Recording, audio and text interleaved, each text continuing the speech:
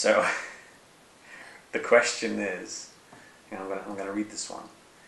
Is there a moment in film history that you think is the pinnacle of mise-en-scène, or in other words, a moment, scene, or sequence that captures the essence of the term? Boy. There's one scene, I think, that, or one shot actually, which really sort of is the most loyal to this question, I believe, because if you can boil it down to one frame, then that is the pinnacle of mise-en-scène, perhaps. But in Andrzej Wajda's film Canal, which is or Canal, or Canal, is an extraordinary film, and for anyone who hasn't seen it, rush out to see it right now, because it's actually a film that doesn't age and still feels incredibly modern. Especially has a completely amazing heroine as well, female heroine. Yeah, she's incredible. She's the most badass character, and it's just visually stunning. It's just everything about it is amazing. But and I believe one of Spielberg's favorite films of all time as well. So Andrzej Wajda's Canal. But this film is set at the tail end of the Second World War, and when the Nazis had already were on the brink of being defeated by the Russians, and by the coalition, of course, but by the Russians in Poland. And it's about the Polish uprising and the freedom fighters who were going underground to fight the Nazis with whatever means of defense they had left, while they were being actively gassed in the tunnels and stuff. It was very intense. And there's this scene, and I'm worried that I'm giving you a spoiler, so if you haven't seen the film and you don't want to get spoiled, then turn this off right now.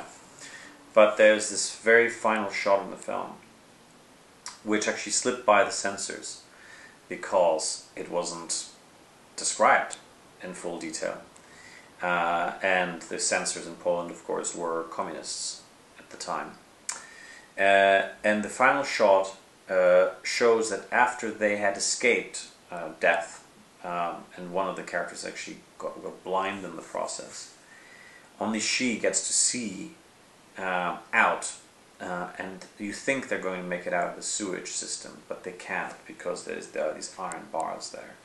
But they get to look at freedom, they look to the end and hope. Unfortunately, it's barred from them, literally. And there's the Vistula River ahead, and then beyond that river you have the horizon, and everyone in the audience knew in Poland that what that meant is that they may have escaped the Nazis, but the Russians were already waiting on the other side of the river, ready to come in. But to a Western audience, that might be lost. That has double mise-en-scène factor, because what's so interesting about it is also the irony. He plays with irony a lot in the film, but the fact that she says, Jacek, the sun is coming up. Jacek, the sun is coming up, and to try and, protect the boy. Yes. But of course, she knows that the bar's on the window, so most people on the bars, they're stuck in the sewer, and of course she knows they're not getting out, but she still says this poetic line. So on one level, one audience, it's double mise-en-scène, because a local Polish audience would understand there's a further symbolism. And I think the whole film is symbols within symbols, because that's also, as you said, how they had to work under those conditions. But if you were to just still frame that image, and you were to just put that line as a subtitle, then it would work almost equally well, wouldn't it? It would, because it would say it all on one image. And I think it's an extraordinary final image, isn't it? It's extraordinary. And I have one as well, which is, of course, the final scene in Citizen Kane, where they're wandering around, this huge wide shot of black and white, and all the fantastic sort of things that Kane amassed during his lifetime, the sculptures and works of art and the huge wealth, and they mean nothing. All he thought about was, of course, Rosebud, but you see this huge chiaroscuro effect of this, these lone figures in this enormous warehouse, and of course it's wonderfully ironic, and it kind of is the point of the film. It's a freeze frame moment for sure.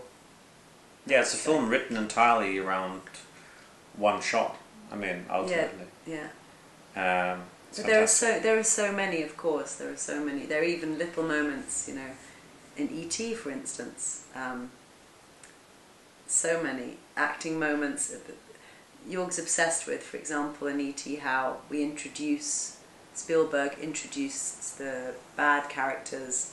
I guess they're not bad either. They're adults. The threatening characters, just through, the keys jangling. Again, it's a boy's eye view. Such a brilliant idea that we don't see the monster, the boogeyman. We don't really see them fully. Or by not seeing him, we turn him into a monster. That's it. Yeah. Great.